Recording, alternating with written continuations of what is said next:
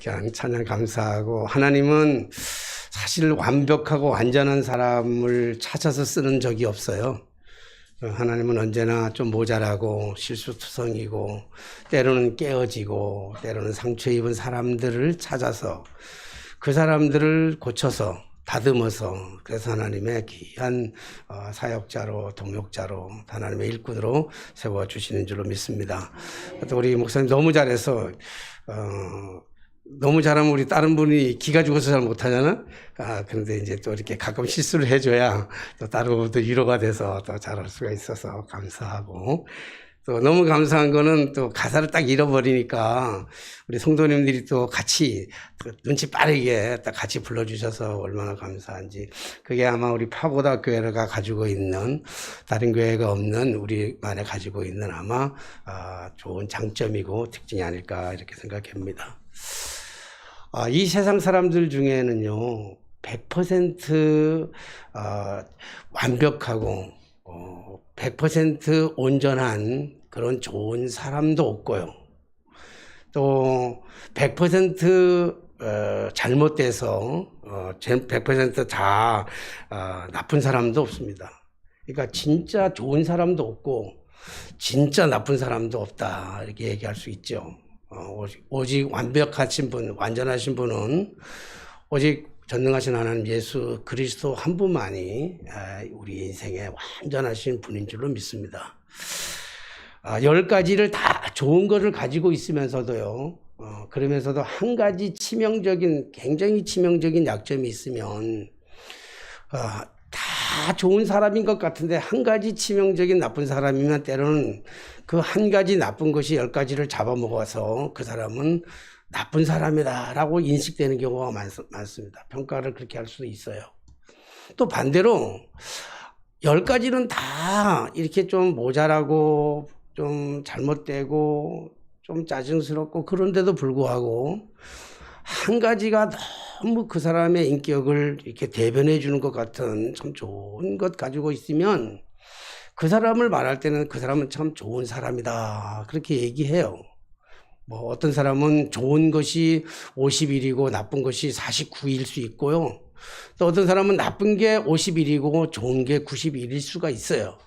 그래서 살아가는 삶 속에서 우리가 어떤 때는 좋은 것이 막 드러나기도 하고 어떤 때는 나쁜 것이 드러나기도 하고, 그래서 나쁜 사람, 좋은 사람 그렇게 구별되는 경우가 참 많이 있습니다. 성경에도 보면 우리가 전혀 흠이 없을 것 같이 보이는 이스라엘 왕 중에 가장 위대한 성군이라고 부르는 그러한 다윗도 사실 완벽한 사람은 아니었잖아요. 정말 치명적인 실수를 저지르기도 하고 잘못을 하기도 하고 아주 나쁜 사람의 반열 속에 들어가 가지고 그의 삶이 형편없는 삶으로 전락될 때도 그럴 수 있었어요. 그러나 그의 인생의 삶의 전체적인 가성을 본다고 한다면 그가 하나님과 늘 동행하기를 기뻐하셨고 했고 늘 하나님을 찬양했고 하나님만을 의지하며 살아갔던 다윗이기 때문에 역사의 후대가들은 다윗이 나쁜 사람이었다라고 얘기하는 사람들은 거의 없습니다. 다윗은 참 좋은 사람이었다라고 기억할 것입니다. 그렇기 때문에 내가 아무리 잘났고 내가 아무리 훌륭하고 내 의의가 아무리 강하다 할지라도 내 의의를 자랑해서도 안 되고요, 또 반대로 나의 과오가 크고 나의 실수가 많고 나는 형편없는 사람이라 할지라도 그것 때문에 특별히 자책하거나 절망하거나 좌절할 필요도 없다는 거예요. 누구나 다 넘어질 수도 있고 깨질 수도 있고 다 그러면서 우리가 살아가는데, 그래서 하나님만을 우리 다윗은 의지했기 때문에 하나님은 다윗을 이는 내 마음에 합한 사람이다 그렇게 얘기하고 있습니다. 오늘 본문 말씀 3절의 말씀 보면 히스기야가 그의 조상 다윗의 모든 행위와 같이 여호와께서 보시기에 정직하게 행하였다 이런 말씀을 하고 있습니다. 우리가 정직한 사람 그렇게 얘기한다면 국어사전적 의미를 가지고 정직한 사람은 어떤 사람이냐 그러면 아마 법이 없어도 살아갈 수 있는 사람, 그 사람을 정직한 사람이다. 거기에다가 좀 얌전하면, 그리고 거기에다가 좀 더 착하면 우리는 그 사람을 가리켜서 우리는 정직하다 이렇게 말할 수가 있을 것입니다. 그러나 정직이라고, 성경에서 말하는 정직이라고 하는 것은 단순히 착하고 얌전하고 법이 없어도 살아갈 만한 그런 훌륭한 사람을 가리켜서 정직한 사람이다 그렇게 얘기하지를 않습니다. 오늘 본문의 말씀해 봐도 그렇게 말씀하지 않습니다. 여러분, 불의를 바라보면서, 잘못된 것을 바라보면서 그것을 아무렇지도 않은 듯이 그냥 바라보기만 하고, 그리고 옳은 것에 대해서 얘기해 주지도 않고 그냥 침묵만 하고 그냥 착하게 그냥 침 꿀꿀꿀 삼키면서 그냥 착하게 참고 견디는 것, 그런 것을 가지고서 정직하다고 얘기하지 않을 것입니다. 또 옳은 일을 보면서도 우리가 옳은 일이 분명히 옳은 일 같은데도 아무것도 하지 아니하고 그냥 착하고 있으면, 착하게 그냥 침묵하고 있다고 해서 그 사람을 가리켜서 우리는 정직하다고 얘기할 수는 없습니다. 불의에 대해서는 잘못되었다고 강력하게 주장할 수 있어야 되고, 옳은 일이라고 생각할 때는 나한테 손해가 보고 내 어루간 일을 당하고 나한테 피곤하고 내 것이 손해본다 할지라도 그 옳은 일에 있어서는 과감하게 결단하고 행동할 수 있는 그 마음이 내포되어 있어야 우리가 정직하다고 얘기할 수 있을 것입니다. 문제는 그것이 옳은 것인지 그것이 그른 것인지를, 옳고 그름의 판단은 자기의 잣대를 가지고, 자기의 기준을 가지고, 자기의 눈높이를 가지고 그것을 바라보면 안 된다는 거예요. 요즘도 시끄러운 정치사회도 보면요, 참 보면 짜증나. 안 보면 궁금하고 보면 짜증나는 게 우리 지금 뉴스 아닙니까? 똑같은 사건을 가지고 바라보는데도 전혀 다른 입장에서 이것을 얘기하고 있잖아요. 그러니까 무엇이 옳은 건지 무엇이 그른 것인지는, 무엇이 잘못된 것, 무엇이 바른 것인지에 대해서는 내 기준을 가지고 대면 안 된다는 거예요. 사람들의 기준을 가지고 대면 안 된다는 거예요. 하나님의 기준을 가지고 대야지만 그것이 옳고 그름에 대한 분명한 그 기준이 나올 수 있는 것이죠. 오늘 여기서 말하는, 그래서 정직이라고 하는 것은 열왕기하 18장 4절 말씀에 보니까 지금 하나님께서 이 히스기야를 가리켜서 참 정직한 사람이다 이렇게 인정해 주는데, 그 정직한 사람으로 인정해 줬을 때 4절의 말씀 보니까 그가 여러 산당들을 제거하며 주상을 깨뜨리며 아세라 목상을 찍으며 모세가 만들었던 놋뱀을 이스라엘 자손이 이때까지 향하여 분향함으로 그것을 부수고 느후수단이라 일컬었더라 그랬어요. 그러니까 아닌 것을 바라보면서, 잘못된 것을 바라보면서 지금 이 산당들을 제거하고 주상들을 깨뜨리고, 그리고 많은 바알의 신상들, 아세라 신상들을 다 깨부수고, 심지어 어디까지, 이거 다 이방신들 아닙니까? 다 이방신들이거든요. 심지어 어디까지 깨뜨리냐면 모세가 출애굽 때 만들었던 그 놋뱀마저도, 그 형상마저도 히스기야가 다 깨부숴버렸다라고 하는 이야기입니다. 아닌 것은 아니라고 말할 수 있는 것, 옳은 것은 옳다고 얘기할 수 있는 것, 잘못된 것은 내게 아무리 소중하고 귀한 것이라 할지라도 과감하게 깨뜨려 버릴 수 있는 그 용기, 그것을 가진 사람을 가리켜서 하나님은 그가 정직한 사람이었다라고 이렇게 말씀하고 있습니다. 오늘 제가 여러분들에게 나누고 싶은 진짜 이유는 정직한 사람의 포커스를 맞추는 것이 아니고, 오늘 여러분들과 제가 정말 나누고 싶은 진짜 중요한 이유는 어디에 있는가 하면, 은혜 받고자 하는 말씀은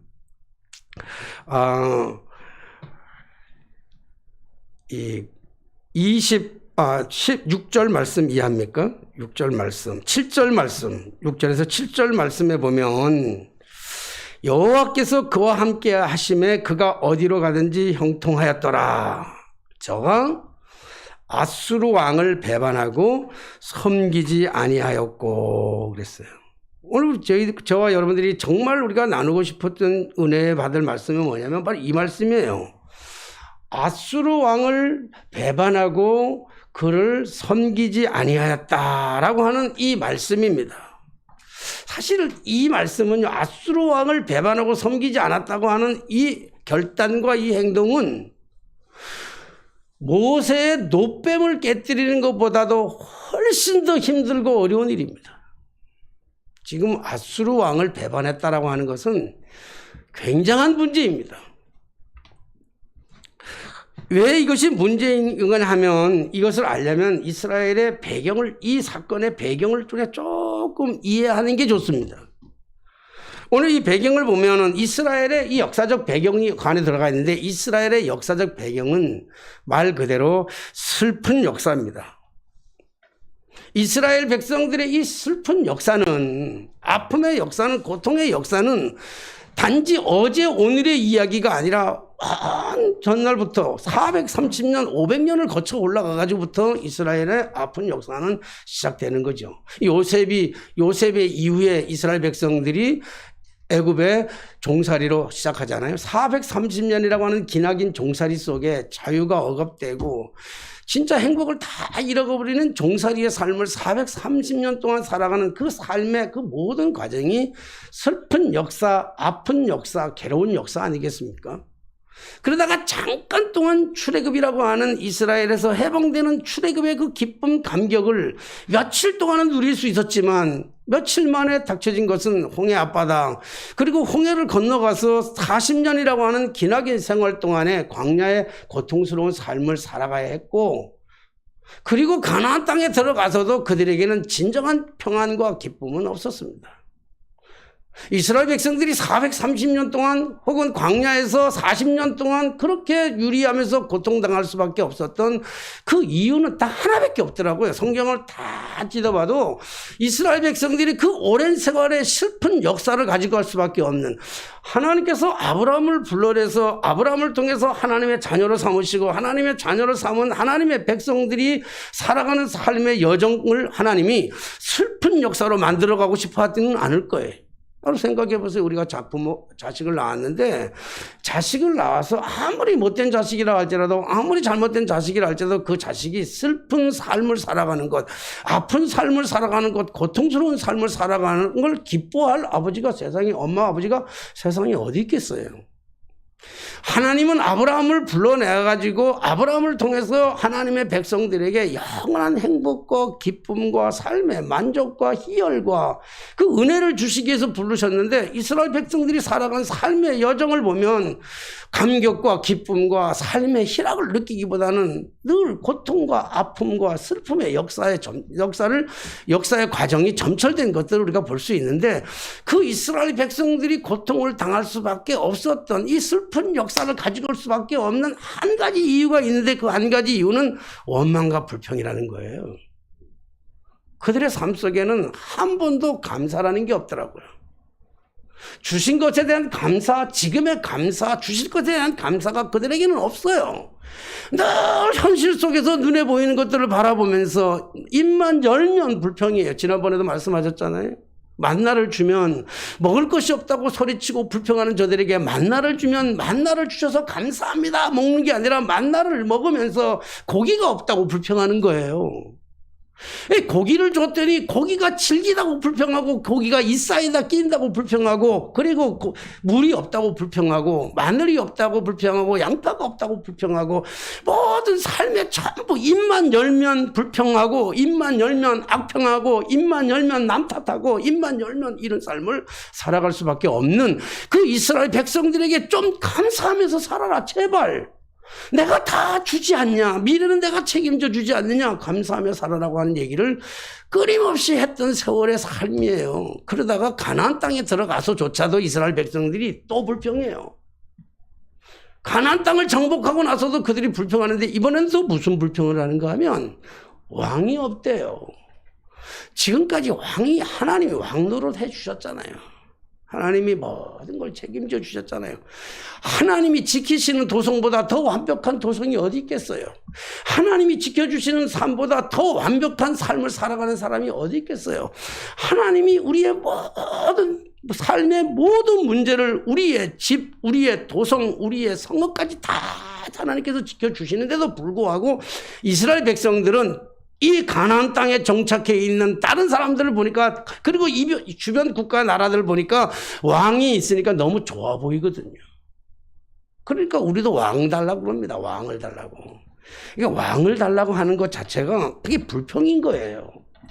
감사로 왕을 달라는 게 아니라 불평적으로 감사하니까 하나님이 또 그것도 듣다가 부모가 자식을 이기는 경우 없듯이 하나님께서 당신의 의지를 꺾으시고, 내가 왕인데 왜 왕을 찾냐.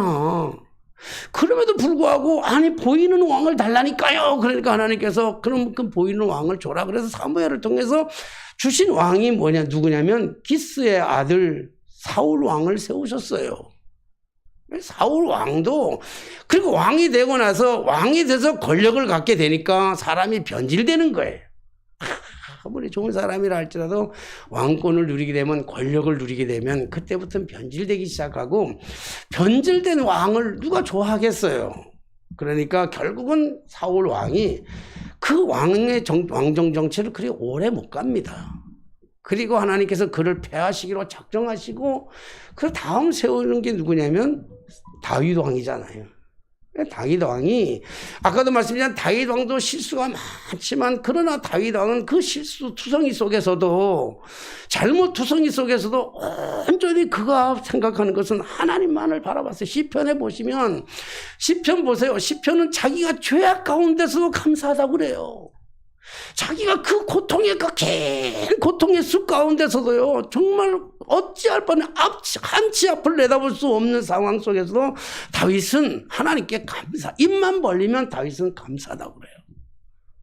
다윗은 입만 벌리면.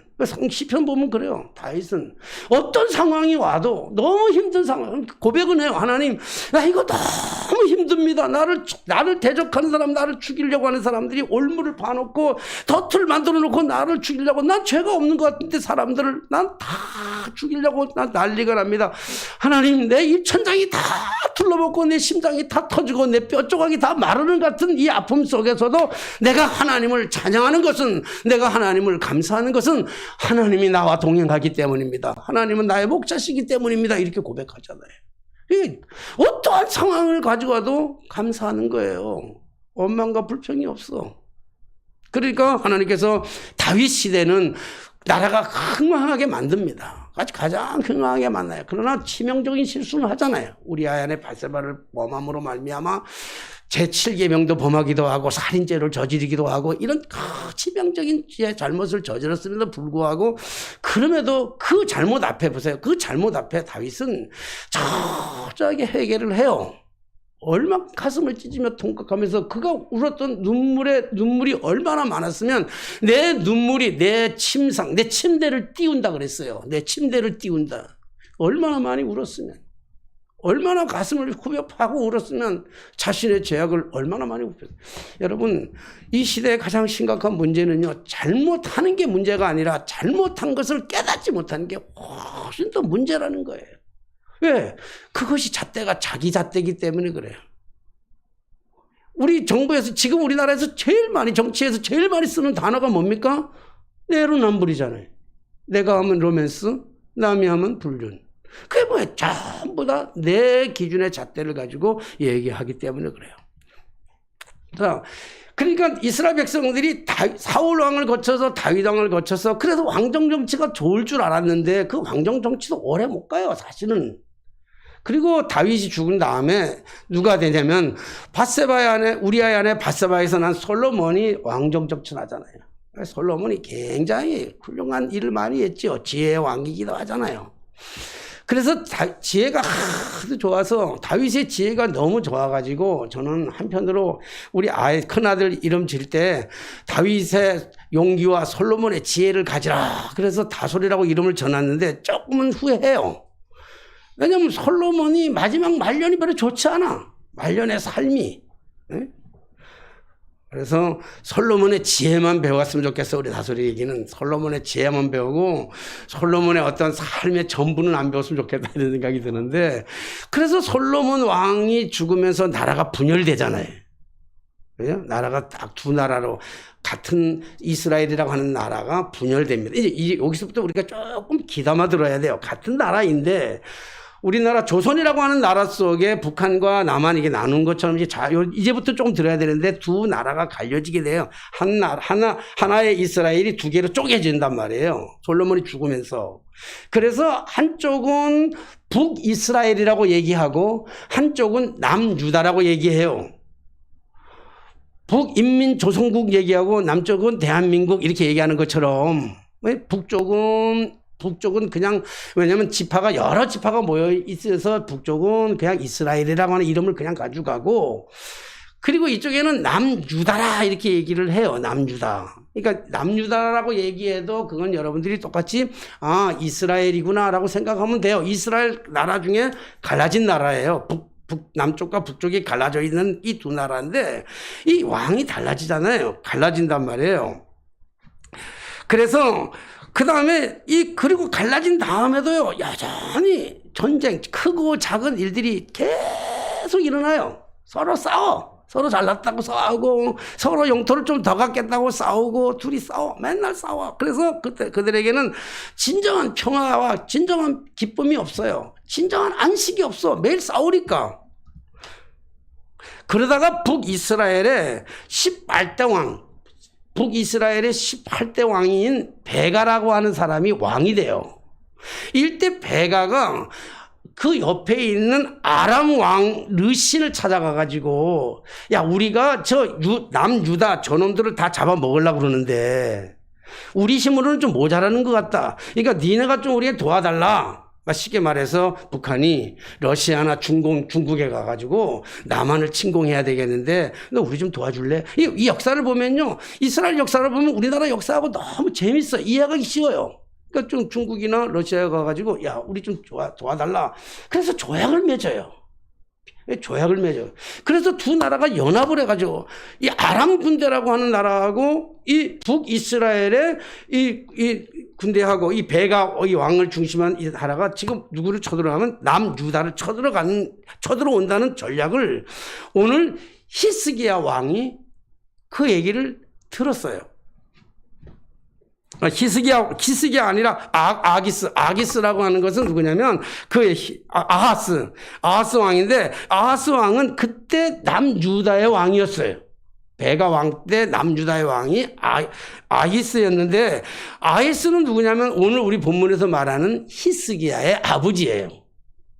그러니까 이 아하스가 자꾸 헷갈리는데 아하스가 이쪽 아람 왕이 연합해서 쳐들어오니까 아람 왕보다도 더 막강한 군대가 어디군냐면 그 당시에 아수르 군대란 말이에요.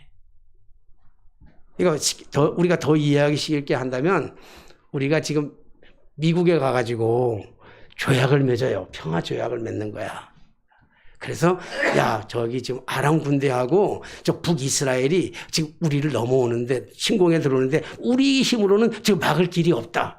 그러니까 너희들이 좀 우리를 좀 도와줘야 돼. 너희들 좀 아니야. 이거는 이 힘의 균형이 맞아야 무슨 평화 조약이죠. 힘의 균형이 아니거든요. 그러니까 완전히 거기 조공을 바치면서 완전히 굴욕당하고 완전히 종로로 하면서 우리를 좀 도와달라 이렇게 얘기하니까 그때 아수르 왕 디글랏 빌레셀이라고 하는 왕이었는데 그때 이 아히스 왕이 이 아수르 왕에게 성전에 있는 금딱지들을 다 떼어내가지고 성전에 거룩한 성전에 솔로몬이 지었던 성전에 있는 금들 은들 다 떼어내고 그리고 자기네 왕궁에 있는 금은 다 떼어가지고 그리고 아람 왕에게 조공을 바치면서 우리를 좀 도와달라.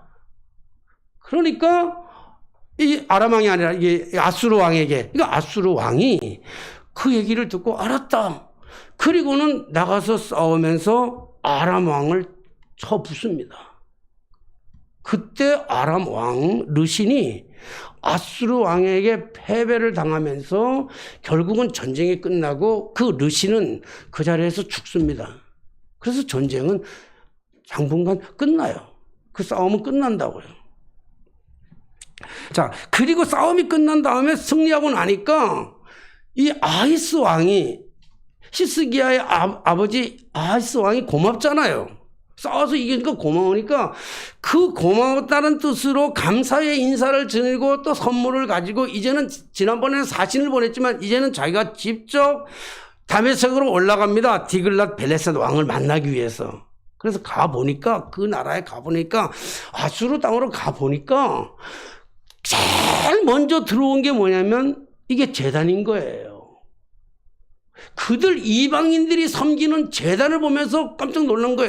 야, 이들이 이렇게 막강한 힘을 기를 수 있는 것은, 이들이 이렇게 막강하게 단단해질 수 있는 것은, 이들이 군사력이 이렇게 좋은 것은 다른 데 있지 아니하고 이들의 저 제단의 힘이구나. 지금 아하스가 그렇게 생각한 거예요. 그래서 그들의 이방의 신들을 섬기고 있는 그 신상, 그 제단의 모양을 그대로 따가지고 자기의 나라에 와가지고 남유다라 와가지고 그리고 그 제단을 똑같이 만들어 놓고 거기다가 제사를 드리겠다고. 본인도 거기를 경배하고 제사하고 모든 이스라엘 백성들도 거기다가 다 절하게 만들었단 말이에요. 풍요의 신이거든요. 생산의 신이거든요. 쾌락의 신이거든요. 그러니까 지금까지 이 이스라엘 백성들이 살아온 삶의 모양은 고통과 아픔과 끊임없이 괴로움 속에서 끊임없이 이 정착하지 못하는 이 유랑민족 속에서 아침에 텐트를 걷었다가 밤에는 텐트를 쳐야 하는 이러한 어려운 삶의 고통을 받아가 이방에 가가지고 이방 나라 가서 보니까 그게 너무 부러운 거예요. 사는 게 너무 부러운 거야. 그래서 부러운 것 중에서 빼온 게 뭐냐면 이방의 신들을 뽑아온 거예요. 그래서 이방의 신들을 섬기는 거예요. 그러니까 지금 아수르의 속국이 말이 평화유지지. 여러분 평화조약이라고 하는 것은 힘이 막강할 때 힘평화조약이에요. 응? 뭐 북한이 지금 핵을 개발하는 이유 목적은 하나밖에 없어요. 핵을 완전히 보유하면 그 핵의 힘을 가지고요, 핵폭탄의 힘을 가지고 아무리 강대국 하고도 같이 어깨를 맞대는 거예요. 그러면 그때 평화조약이 이루어져요. 근데 그게 지금 핵 못 만들게 계속 강대국들이 막잖아요. 그 얘기는 뭐냐면 너희들 종살이 해라니까 우리가 시킨 대로 해라 이런 거거든요. 그러니까 지금 남유다와 아수르의 관계는 평화 조약을 맺긴 했지만 그냥 단순한 평화 조약이 아니에요. 이거는 굴욕적인 거예요. 힘의 균형이 맞지 않는데.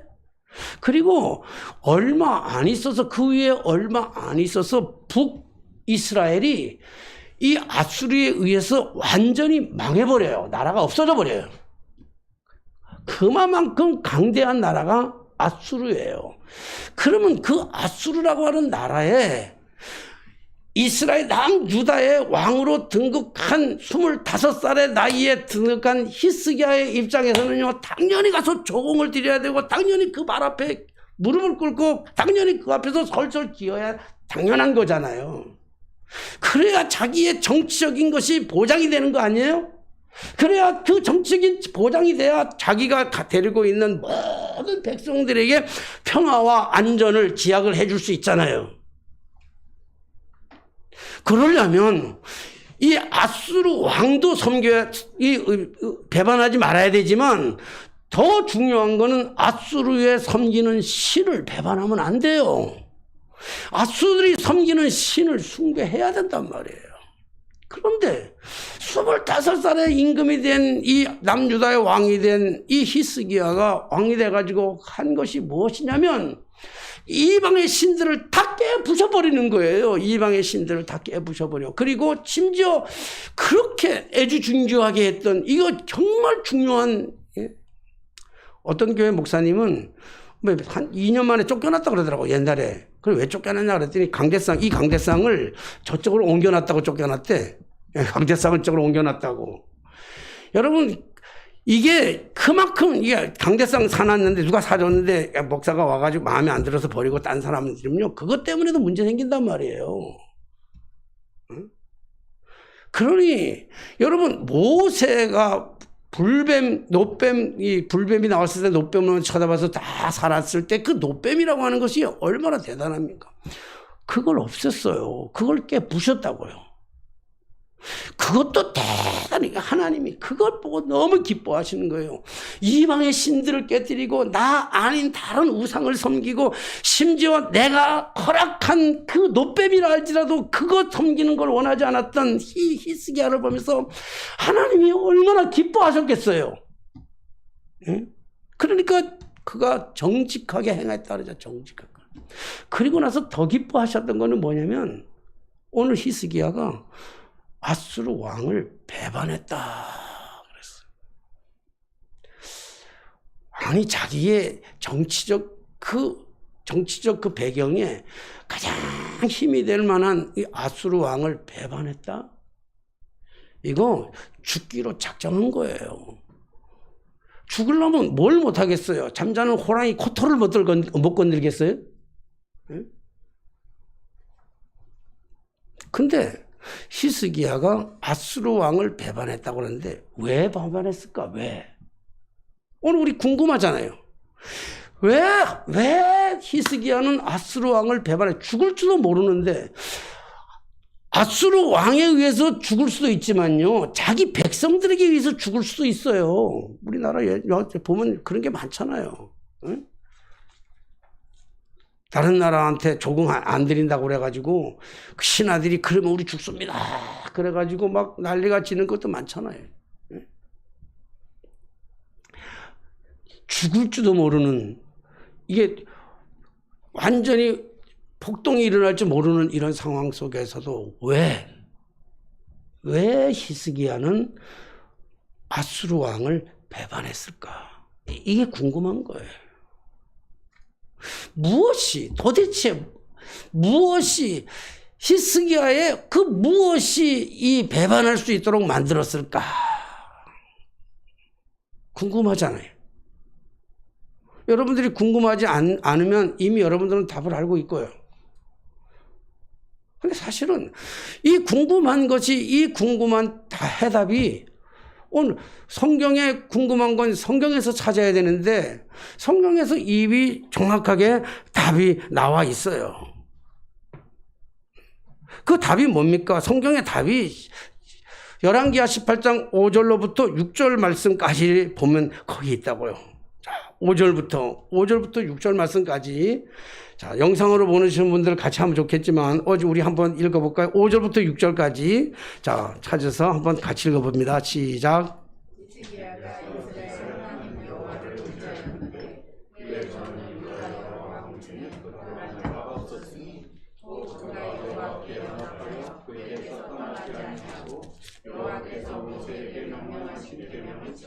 예, 그가 아수르 왕을 배반할 수 있었던 가장 막강한 힘은 하나님을 의지하는 데 있었다는 거예요. 하나님을 의지하는데. 히스기야가 이스라엘 하나님 여호와를 의지하였는데 그의 전후 유다 여러 왕 중에 그러한 자가 없었으니 유다 왕 솔로몬 이후 그리고 유다가 멸망하기까지 사실 거슬러 올라가가지고 다윗이 그렇게 훌륭하지만요. 다윗도 봤어요? 다윗조차도 노뱀은 제거하지 못했습니다. 그런데 히스기야는 노뱀을 제거했을 뿐만 아니라 오늘 아수르 왕을 배반했어요. 아수르 왕을 배반할 수 있었던 그 이유, 그 힘의 원동력이 어디냐면 하나님을 의지했다는 거예요. 하나님만 의지했어. 내 힘도 아니에요. 내 노력도 아니에요. 사실은 이게 하나님만 의지한다는 것이 참으로 또 따지고 보면 힘들고 어려워요. 쉬운 게 아니에요. 인간은요, 눈에 보이는 것을 쫓아서 살아갈 수밖에 없는 존재들이에요. 눈에 보이지 아니하는 하나님만 의지하며 살아간다. 전적으로 정말 힘든 일이에요. 여러분, 권력을 마다할 사람이 있겠습니까? 권력이 주어지는데 권력을 마다할 사람이 있겠냐고요. 황금이 주어지는데 돈이 주어지는데 돈을 마다할 사람이 있겠냐고요. 왜 우리가 권력 앞에 속절없이 무너집니까? 왜 우리가 물질 앞에, 돈 앞에 이렇게 처절하게 속절없이 무너집니까? 권력을 섬기기 때문에 그래요. 돈을 섬기기 때문에 그래요. 성경은 돈이 나쁘다고 얘기한 적이 한 번도 없어요. 돈을 사랑하는 것이 일만하게 뿌리라고 그랬지 돈이 나쁘다고 얘기한 적이 없어요. 그런데 돈이 우리의 삶에 얼마나 중요합니까? 그런데 돈보다 하나님을 더 섬길 수 있습니까? 돈보다 하나님을 더 사랑할 수 있겠습니까? 내 권력보다 하나님을 더 사랑할 수 있겠습니까? 내 자신보다 하나님을 더 사랑할 수 있겠습니까? 더 섬길 수가 있겠습니까? 그런데 히스기야는 권력도 아니고 재물도 아니고 그 어떤 것도 아니에요. 하나님만을 의지하는 거예요. 하나님밖에 없는 거예요. 하나님만을 의지하니까 하나님만 의지했더니 하나님이 그의 삶에 형통케 하였더라. 아멘. 전쟁이 끝나는 거예요. 참 놀랍고 신기해요. 신기하고 놀라운 거예요. 하나님만 의지했더니 전쟁이 끝났어요. 여러분, 하나님만 의지했더니 그 성읍이 가장 견고한 성읍이 되어버렸어요. 하나님을 지키는 성읍을 누가 침범할 수 있겠어요? 하나님이 보호하시는 백성을 누가 함부로 할 수 있겠어요? 하나님이 보호하는 성도를 누가 감히 건들 수가 있겠냐고요. 하나님만 의지했더니 하나님이 히스기야를 바라보면서요 춤을 추는 거예요. 기뻐 어찌할 수가 없는 거예요. 유다에 이런 왕이 없었대. 전후로 없었대요. 하나님이, 사랑하신 여러분, 하나님만을 의지하면 하나님께서 우리의 생애를 책임져 주실 줄로 믿습니다. 그 생애를 책임져 주는 삶이 형통한 삶이라는 거예요. 사랑하신 여러분, 형통한 삶을 살기를 원하십니까? 만사 형통한 삶을 살아가기를 정말 원하십니까? 어려운 일이에요. 사실은 어려워요. 하나님을만 섬기며 살아간다고 하는 것이 실제로 너무너무 어려운 일이에요. 돈도 있어야 되고 권력도 있어야 되고 명예도 있어야 되고 미모도 있어야 되고 건강도 있어야 되고, 네? 하나님만 의지하는 것이 쉽지는 않은 길인데 또 다르게 보면 여러분, 그렇기 때문에 아무나 형통한 삶을 누릴 수가 없어요. 그래서 오늘 제목을 슬픈 역사 속에 피어난 형통의 꽃이라는 거예요. 제목은 참 잘 짓는 것 같아, 내가 보면. 제목을 미리 얘기해 줘야 되는데 제목 끝날 때 얘기해 줘. 이스라엘의 그 슬픈 역사 속에 한순간 반짝 피어나는 형통의 꽃망울이 저 필 때가 있는데 그때가 뭐냐면 히스기야 왕 때란 말이에요. 언제? 히스기야가 언제? 우상을 제거해버리고 하나님 아닌 것들은 다 제거해버리고 그리고 강력한 권력을 가지고 있는 저 아수르 군대에다가 절절매지 아니하고 눈치 보지 아니하고 하나님만은 의지했을 때 하나님은 저들을 지키시고 보호하시고 물질의 축복뿐만 아니라 형통한 삶을 허락하여 주신 줄로 믿습니다. 어렵습니다. 그래서 아무나 형통의 삶을 살아갈 수 없지만 그러나 반대로 누구나 형통한 삶을 살아갈 수 있다는 거예요. 누구나.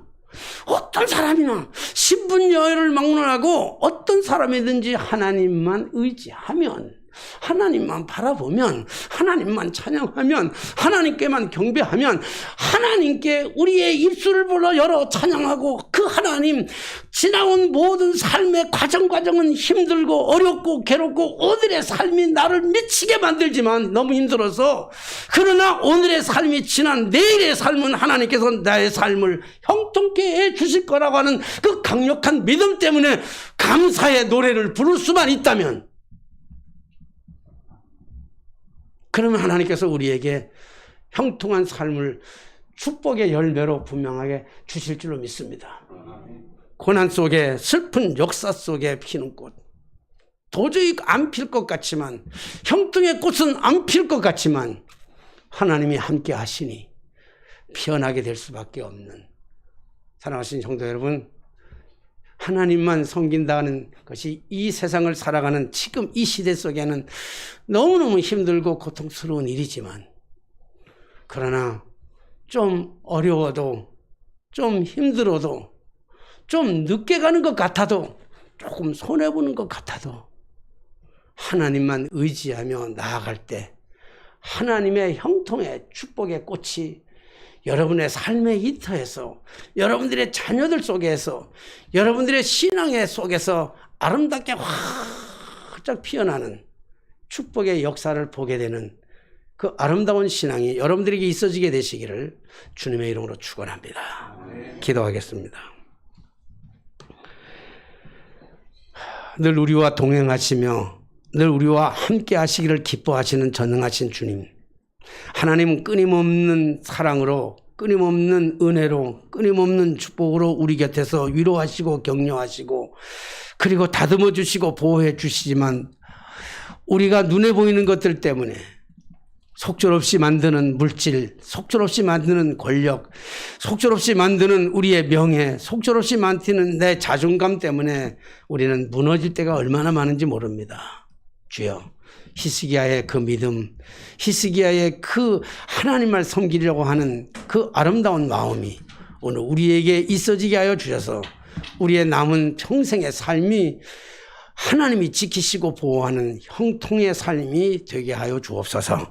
예수님의 이름으로 기도하옵나이다. 아멘. 우리 찬송가 50장 부르시면서